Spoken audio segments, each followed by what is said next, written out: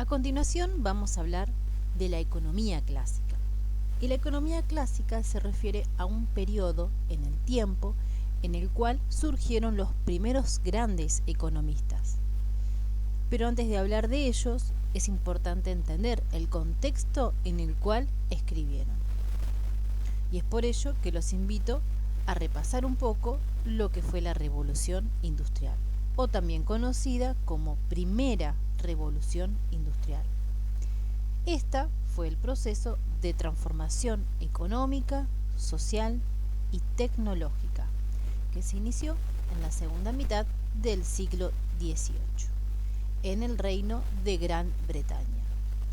Este se extendió unas décadas después a gran parte de toda Europa occidental y América anglosajona, y concluyó entre los años 1820 y 1840 aproximadamente. Durante este periodo se vivió el mayor conjunto de transformaciones económicas, tecnológicas y sociales de la historia de la humanidad desde el Neolítico. Lo que sucedió fue un paso de una economía rural, que estaba basada fundamentalmente en la agricultura y el comercio, a una economía de carácter urbano, industrial y mecanizada. La revolución industrial marca un punto de inflexión en la historia, modificando e influenciando todos los aspectos de la vida cotidiana de una u otra manera. La producción, tanto agrícola como de la naciente industria, se multiplicó a la vez que disminuía el tiempo de producción. A partir del año 1800, la riqueza y la renta per cápita se multiplicó como no lo había hecho nunca antes en la historia. Pues hasta entonces, el PBI per cápita se había mantenido prácticamente estancado durante estos siglos.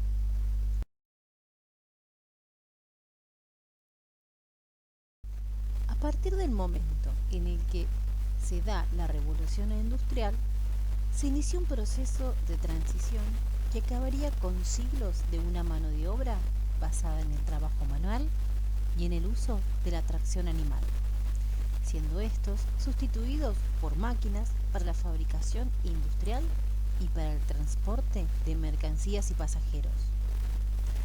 Esta transición se inició hacia finales del siglo XVIII en la industria textil, así como en lo relacionado con la extracción y utilización del carbón.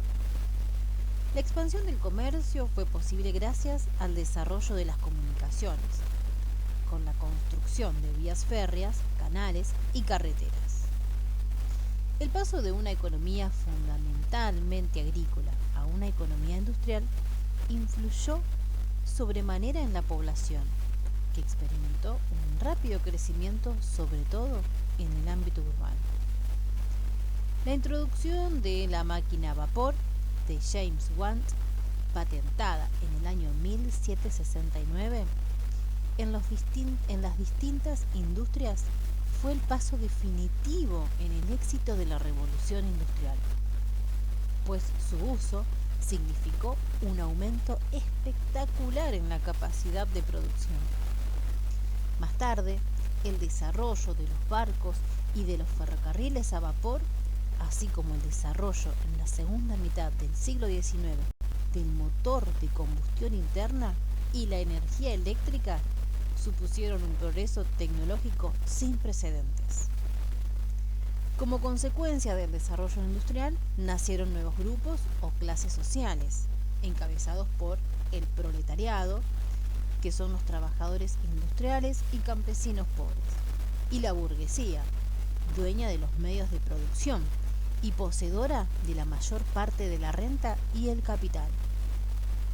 Esta nueva división social dio pie al desarrollo de problemas sociales y laborales, protestas populares y nuevas ideologías que propugnaban y demandaban una mejora de las condiciones de vida en las clases más desfavorecidas, por la vía del sindicato, el socialismo, el anarquismo o el comunismo. Aún sigue habiendo discusión sobre historiadores y economistas sobre las fechas de los grandes cambios provocados por la Revolución Industrial. El comienzo más aceptado de lo que podríamos llamar la primera revolución industrial se podría situar a finales del siglo XVIII, mientras su conclusión se podría situar a mediados del siglo XIX, con un periodo de transición ubicado entre los años 1840 y 1870.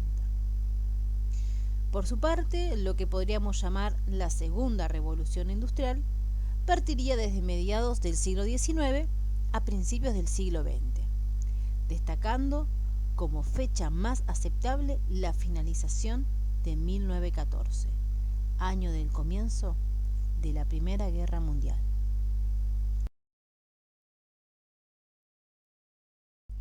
La otra cara de la revolución industrial. Con la industrialización del agro, los terratenientes necesitaban cada vez más campesinos y cada vez más tierras. Para racionalizar la explotación de la tierra, el Parlamento inglés vota la Ley de Cercos, que obliga al cercado de todos los campos. Esta ley llevó a muchos campesinos sin recursos a malvender sus tierras y a emigrar a la ciudad. Por entonces, el desorden rural era tan grande que los animales pastaban por doquier y la tierra estaba tan mal distribuida que muchos campesinos no podían llegar a algunos de sus campos sin pasar por los del vecino. Los campesinos migraron a la ciudad y se transformaron en obreros industriales. Dentro de la fábrica, ahora encuentran una división de trabajo. El campesino se fue transformando en obrero. El salario ínfimo hace que también se empleen a las mujeres y los niños. Por estos tiempos, no hay legislación laboral que los proteja de la extensa jornada de trabajo, aproximadamente 16 horas por día. Hablamos de niños y la infancia. Los niños eran una categoría social, solo representaban fuerza de trabajo. Un poco más de la revolución industrial. A continuación, los invito a ver un video sobre la revolución industrial y mayores detalles que no han sido abordados hasta el momento. Es por ello que les pido, por favor, que lo miren con un lápiz y papel en mano para ir tomando nota.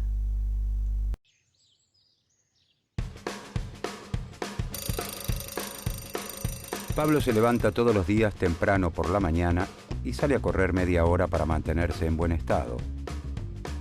Luego viaja 1 hora para llegar a su lugar de trabajo. Allí repone mercancías en las góndolas para que los clientes siempre encuentren lo que buscan.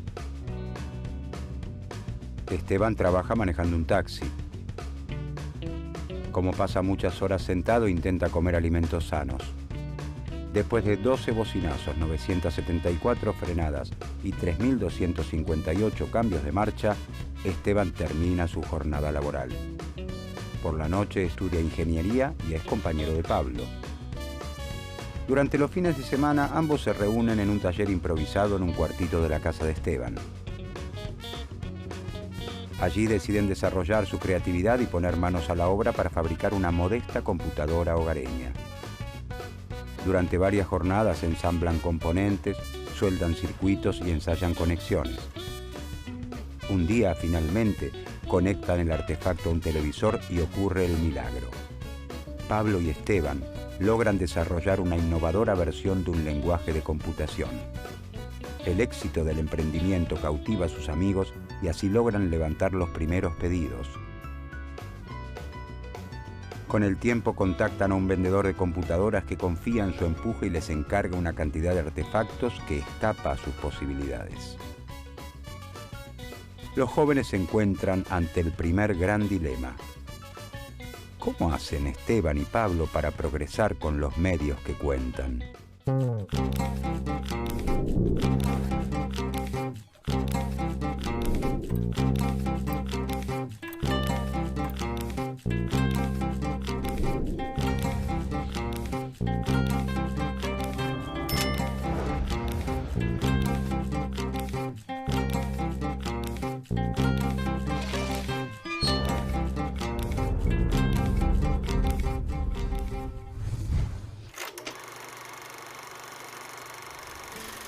Considerado el padre de la economía política, Adam Smith prefiere presentarse como filósofo moral.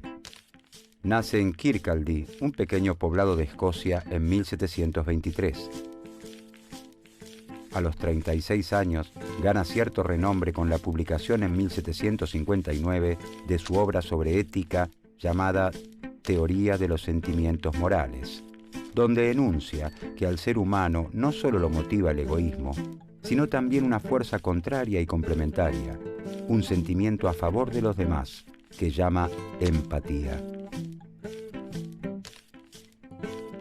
Estamos en los albores de la Revolución Industrial y la prosperidad que Smith descubre en Glasgow despierta su atención, que se concentrará en las prácticas mercantiles de sus vecinos para tratar de explicar como buen filósofo qué es el nuevo mundo que lo rodea. Desde 1763, Adam Smith recorre durante 3 años Toulouse, Ginebra, París y Londres. Conoce a Quesnay y a Turgot, los fisiócratas franceses, y a los iluministas Voltaire, Diderot y Benjamin Franklin y sus ideas de libertad que inspirarán la Revolución Francesa. Embebido de este espíritu de época que busca comprender los fenómenos de manera científica, enfrentado al pensamiento religioso, escribe su segundo libro, una investigación sobre la naturaleza y causas de las riquezas de las naciones, que verá la luz en 1776 y será conocido como La riqueza de las naciones. Este es considerado el primer libro de economía moderna y el primero en sistematizar científicamente las bases del capitalismo.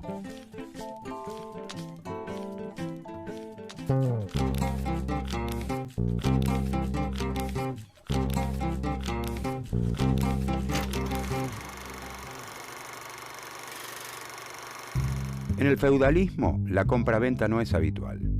La economía rural, que es predominante, se basa en feudos que producen la mayor parte de los bienes que necesitan y solo esporádicamente se concurre al mercado para intercambiar ciertos excesos de producción o adquirir algún faltante. La sustitución del régimen feudal por el sistema capitalista no se produce de un día para el otro, sino que implica un largo proceso que se extiende entre los siglos XVI y XVIII. La Revolución Industrial se inicia en Inglaterra recién hacia fines de este periodo. A esta revolución productiva se suman los extraordinarios resultados y descubrimientos de la época que muestran que los fenómenos pueden ser entendidos por la razón humana. Los fundamentos divinos propios del medioevo pierden crédito. Se exigen explicaciones científicas en todos los campos del saber. Influenciada por estas corrientes, las ciencias sociales buscan descubrir leyes objetivas que rijan las relaciones sociales en todo tiempo y lugar. El capitalismo va socavando progresivamente las bases de la sociedad feudal, arrasando con costumbres afianzadas por siglos y con los vínculos fundados en el control religioso.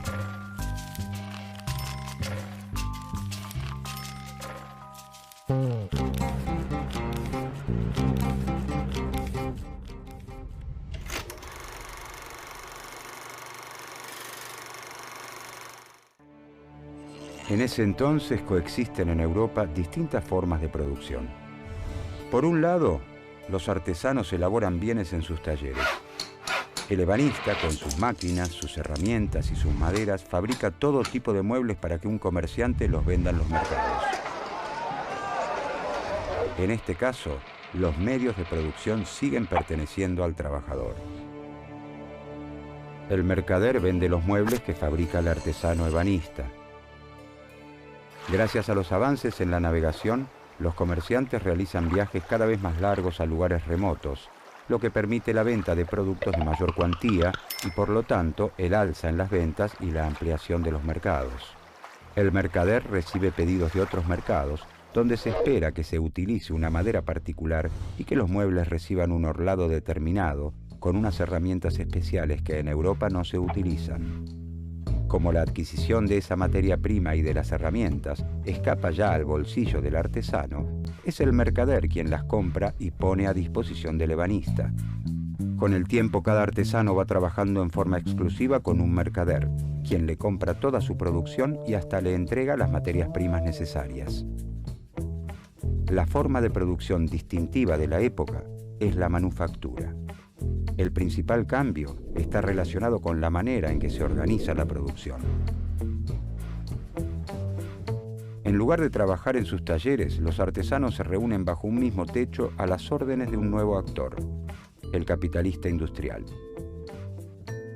Este es el dueño de las máquinas, las herramientas y las materias primas, y le indica a cada uno de los trabajadores qué actividad debe realizar. En una fábrica de alfileres, propiedad del capitalista industrial, un obrero estira el alambre, otro lo endereza, un tercero lo va cortando en trozos iguales, un cuarto hace la punta y un quinto operario está ocupado en limar el extremo donde se va a colocar la cabeza. A su vez, la confección de la cabeza requiere 2 o 3 operaciones distintas. Fijarla es un trabajo especial, esmaltar los alfileres otro, y todavía es un oficio distinto colocarlos en el papel. Esta división de tareas dentro de una misma fábrica se denomina división del trabajo. La división del trabajo también se difunde de a poco entre los artesanos independientes.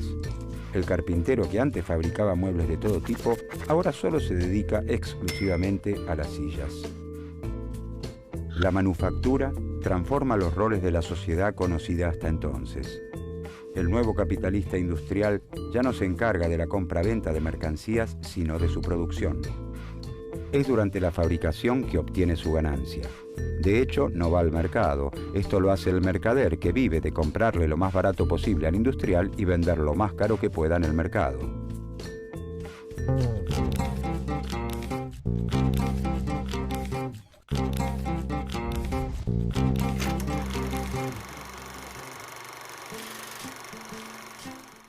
Para Smith, la división del trabajo provoca un gran incremento en la riqueza y en la cantidad de mercancías que produce la sociedad. Esto se da principalmente por 3 motivos. La especialización aumenta la habilidad del trabajador para hacer la actividad que le toca. Existen menos tiempos muertos por pasar de una actividad a la otra. Y se crean herramientas novedosas o mejoras a las existentes para concluir el trabajo más rápido o con menor fatiga. A diferencia de los fisiócratas, Smith considera más beneficiosas para la sociedad las actividades industriales que el trabajo de la tierra. En la agricultura no se admiten tantas subdivisiones por las características propias de la tarea. A lo largo del año, una misma persona tiene la oportunidad de arar, sembrar, cavar y recolectar. Smith procura demostrar que el capitalismo, a pesar de parecer caótico y falto de organización, está regido por un conjunto de leyes que garantizan el progreso económico y social y brinda el marco ideal para el desarrollo de las libertades individuales. El sistema tiene su lógica de funcionamiento. Sus leyes económicas eternas, inmutables y objetivas como aquellas que rigen los movimientos de los cuerpos celestes.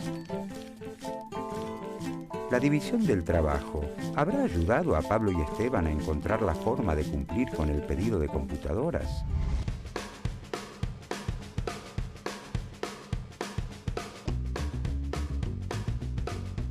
Pablo y Esteban han decidido montar una pequeña fábrica de PCs hogareñas en un cuartito de la casa de Esteban. Como primera medida, deciden buscar una persona que lo financie.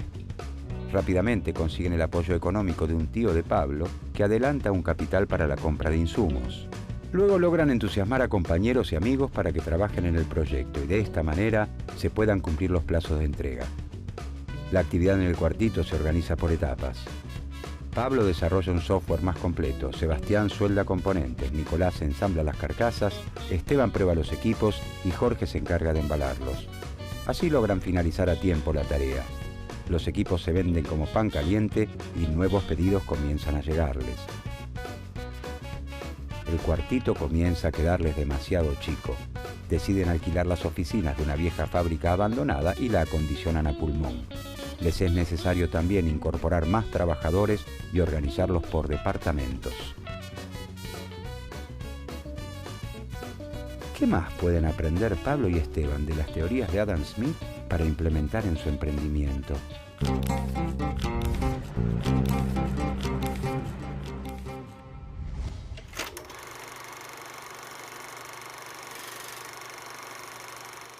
Smith cree que la fuente de toda riqueza es el trabajo de una nación.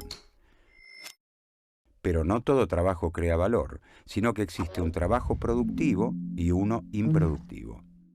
El primero es el realizado por los obreros, los comerciantes y los capitalistas industriales.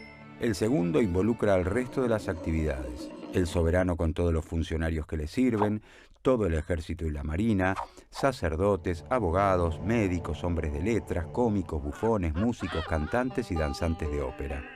De esta forma, Smith deja bien claro que el fundamento del progreso de la sociedad es la producción industrial. Por lo tanto, para aumentar la riqueza de la sociedad, debe aumentar su trabajo productivo total. De acuerdo con Smith, el motor que propulsa este incremento se encuentra en un atributo propio de la especie humana. Los hombres y mujeres, les guste o no, tienen una tendencia a comprar y a vender.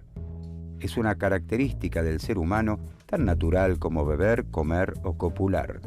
A esto denomina la propensión natural al cambio.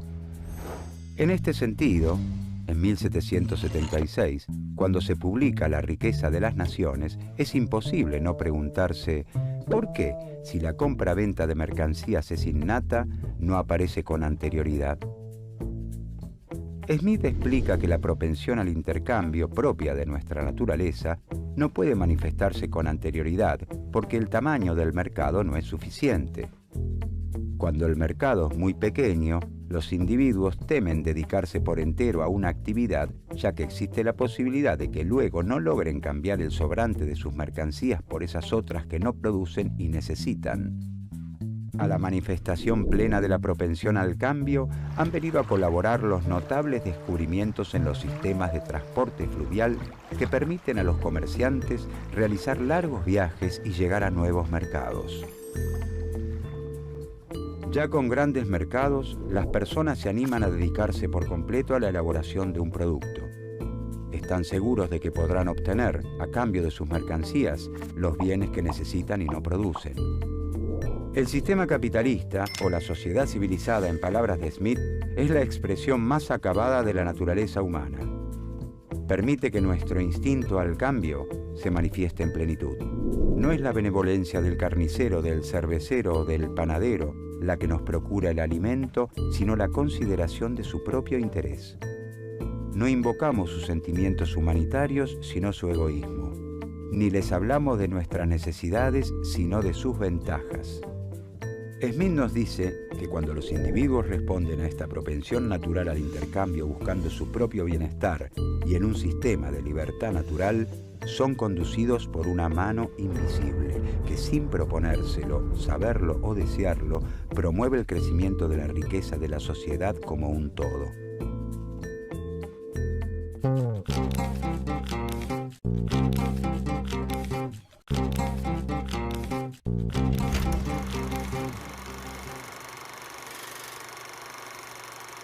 Smith señala que las mercancías tienen dos valores: el valor de uso y el valor de cambio. El valor de uso deriva del hecho de que son útiles, pueden satisfacer alguna necesidad humana. La silla tiene valor de uso porque sirve para sentarse. El valor de uso de los zapatos está justificado porque sirven a las personas para abrigarse del frío, evitar lastimaduras y atraer las miradas de los demás. Una cáscara de nuez no tiene utilidad, por lo que carece de valor de uso. Las mercancías también tienen un valor de cambio o precio, es decir, a cuánto las adquirimos en el mercado. Smith sostiene que el valor de cambio no se determina por el valor de uso o la utilidad de las mercancías. ¿Quién determina cuán útil es un bien, dado que los gustos y necesidades son tan diferentes como los individuos?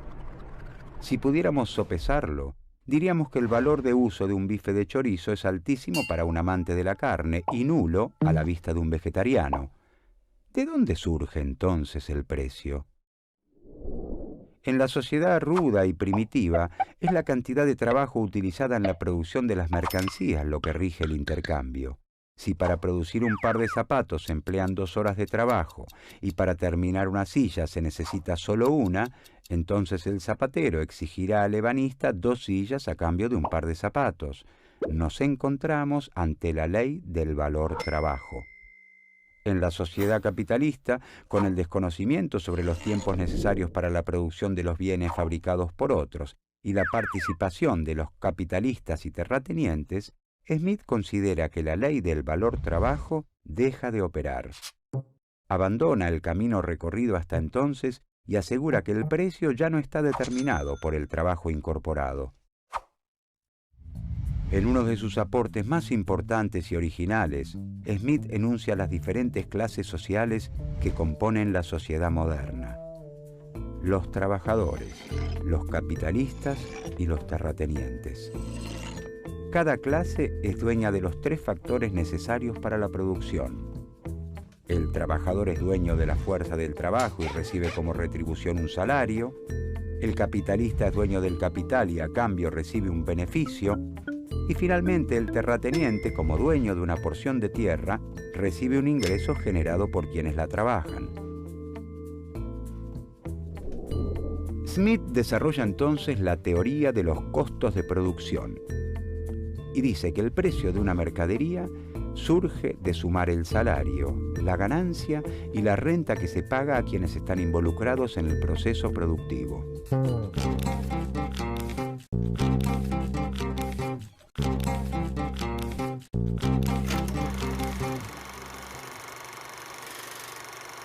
En toda sociedad, según Smith, existe un nivel promedio de salarios, beneficios y renta. Dichos niveles son llamados niveles naturales. Cuando el precio de venta alcanza a pagar exactamente los salarios de los trabajadores, el beneficio del capitalista y la renta del terrateniente de acuerdo con sus niveles naturales, la mercancía se vende por lo que realmente vale. Este es el precio natural. Pero el precio al que efectivamente se vende la mercancía o precio de mercado puede ser igual, mayor o menor a este precio natural. Todo depende de las cantidades de mercancías ofrecidas y demandadas en el mercado. ¿De dónde surge el precio de mercado? La cantidad de una mercadería que se lleva al mercado constituye la oferta. La cantidad requerida por todos los que están dispuestos a pagar el precio natural de esa mercancía es la demanda. Cuando la oferta no alcanza a abastecer la demanda, algunos de los compradores estarán dispuestos a pagar más por ella. La competencia que surge entre los compradores hará subir el precio de mercado por sobre el precio natural. Entonces, el precio de mercado será mayor que el precio natural. Es lo que ocurre con las frutas de estación fuera de temporada. Por ejemplo, el precio de mercado de las frutillas aumenta durante la época invernal al disminuir la oferta.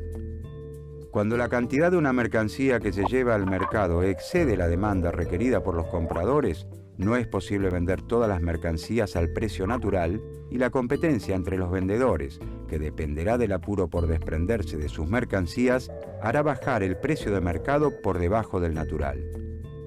Promediando la primavera, el precio de mercado de las frutillas baja porque sube la oferta. Cuando la oferta y la demanda son iguales, el precio natural y el precio de mercado coinciden y nos encontramos en el precio de equilibrio del mercado. Estamos ante la ley de la oferta y la demanda.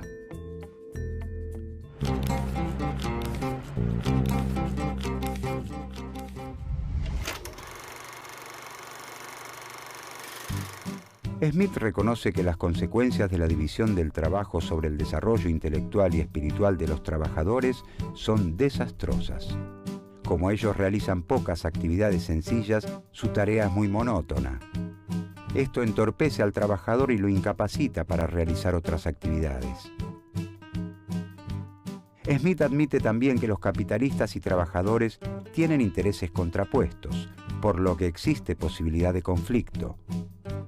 El trabajador quiere que su salario sea lo más alto posible, mientras que el patrón quiere pagar lo mínimo. Pero en esta negociación, trabajadores y capitalistas no se encuentran en igualdad de condiciones.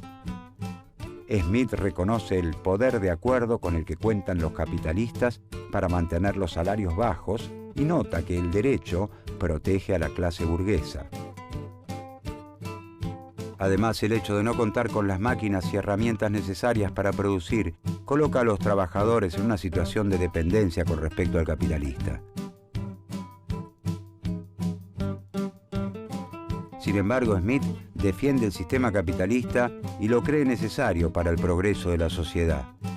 Así como cada abeja construye su hexágono sin saber que está construyendo junto a otras un panal, cada uno de los individuos busca la inversión más rentable para el capital con el que cuenta y un orden natural, o mano invisible, lo guía hacia el beneficio de toda la sociedad. Como el interés personal es la fuente del progreso económico y del bienestar general, los individuos deben poder tomar sus decisiones libremente. Smith recomienda la libertad de mercado y la eliminación del proteccionismo alentado por los mercantilistas. Cree que con la libre competencia y el desarrollo de la economía capitalista, no solo crecerá la riqueza de las naciones, sino que también mejorarán las condiciones de vida de los más pobres.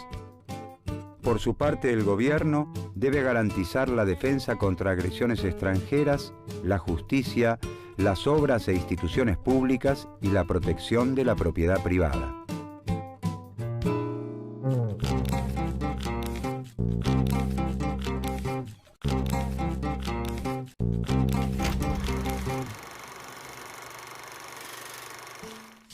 Adam Smith fue un agudo pensador, fundador de la economía política, la expresión de un espíritu en los albores del sistema capitalista y la revolución industrial. La riqueza de las naciones marcaría a los más influyentes pensadores del siglo XIX y aún hoy sigue inspirando a los defensores del libre mercado. En su libro, Smith sostiene que a pesar de parecer caótico y falto de organización, el capitalismo se rige por leyes que garantizan el desarrollo de las sociedades. Y son esas leyes las que Smith, a través del método científico, busca describir.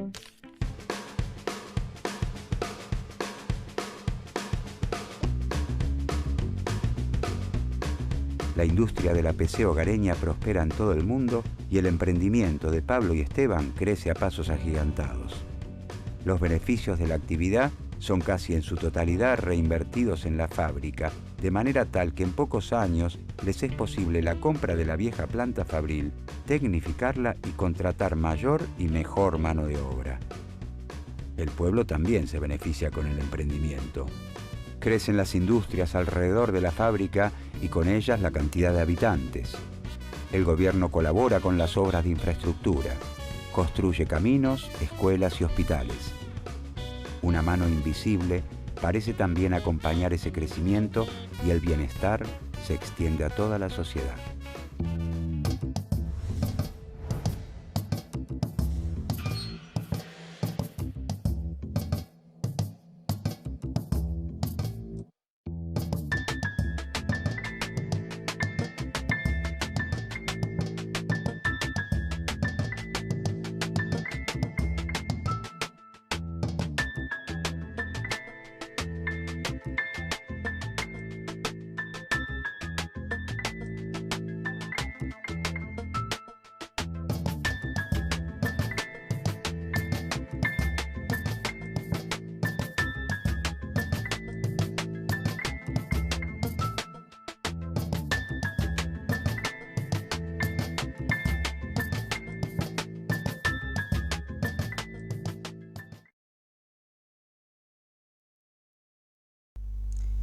En base al video que hemos visto anteriormente, podemos caracterizar un poco más a la teoría de Adam Smith y podemos resumir diciendo que Adam Smith sostiene que existe una tendencia natural al intercambio, que es una especie de instinto que nos impulsa a intercambiar y que el interés personal y la tendencia natural al intercambio es la fuente del progreso económico y del bienestar de la sociedad en general.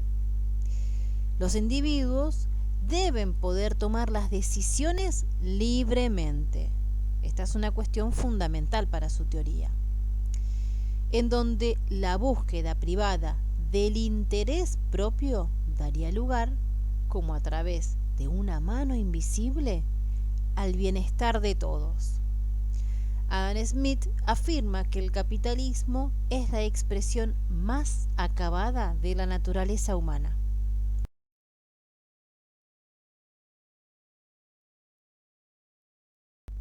Entonces, según Adam Smith, ¿cuál es el valor de las cosas? Adam Smith plantea que existe un valor de uso y un valor de cambio. El valor de uso satisface nuestras necesidades y el valor de cambio es el precio que pagamos por el producto. Como por ejemplo, cuando hablamos de los teléfonos celulares, por ejemplo, un smartphone. El teléfono tiene un valor de uso porque sirve para llamar, mandar SMS, enviar WhatsApp, sacar fotos, filmar, ver la hora, etc. Recordemos, y hagamos un paréntesis aquí, que Adam Smith no pudo utilizar este ejemplo porque en su época no existían los celulares, ¿sí? Entonces, ese sería el valor de uso que tiene un celular.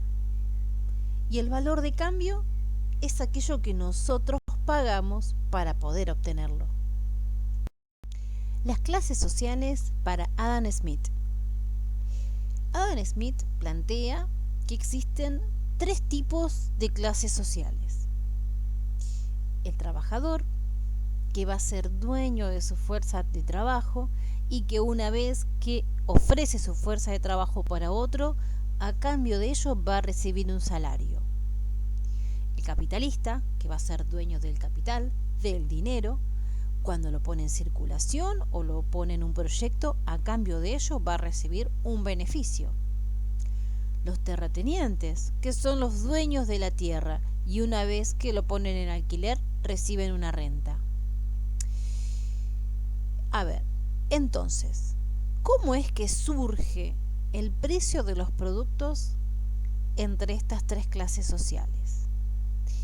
Decimos que, según Adam Smith, el precio va a surgir de la conjunción de estos 3, del factor que influye en estos 3. El precio va a ser igual a la sumatoria de el salario, de las ganancias, más la renta.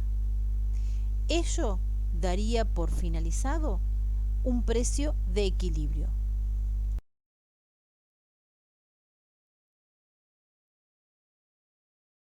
La ley de oferta y demanda según Adam Smith.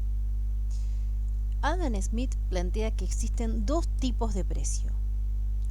Por un lado, el precio natural, que es aquel que hablamos anteriormente, ese precio que surge de pagar la renta, el salario y obtener ese determinado beneficio que imponen los capitalistas. Básicamente sería aquel precio que está determinado por los costos de producción. Pero también existe otro tipo de precio, que es el precio de mercado. Este precio de mercado a veces puede ser igual al natural, mayor o menor. ¿Por qué? Porque existen fuerzas que pujan ante la escasez de un determinado producto o abundancia del mismo. Entonces, esto suele suceder con determinados productos cuando están en estación. Como hemos visto en el video, el ejemplo de las frutillas, cuando estamos en temporada primavera-verano, su precio suele ser bastante barato.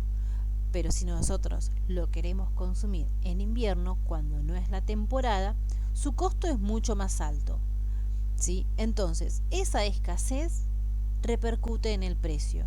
Su precio natural va a estar determinado por esa puja, va a ser diferente el precio natural, porque el precio de mercado está relacionado con la puja entre la oferta y la demanda y la escasez de ese producto.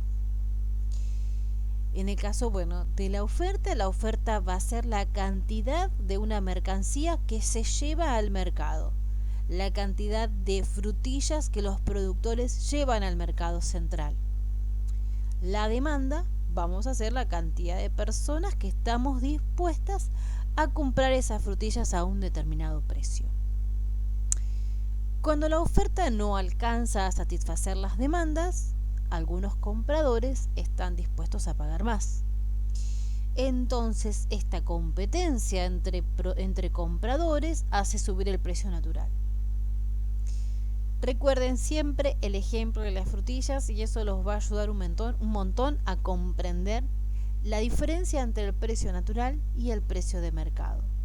Cuando la oferta excede a la demanda, la competencia entre vendedores, lo que suele suceder es que genera que el precio baje por debajo del natural.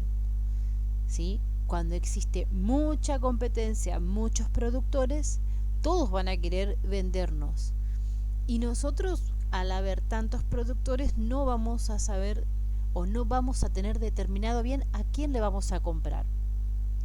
Esto genera puja entre ellos y tienden a bajar el precio. Y a veces puede bajar mucho más del precio natural, que es aquel precio que está determinado por los costos de producción.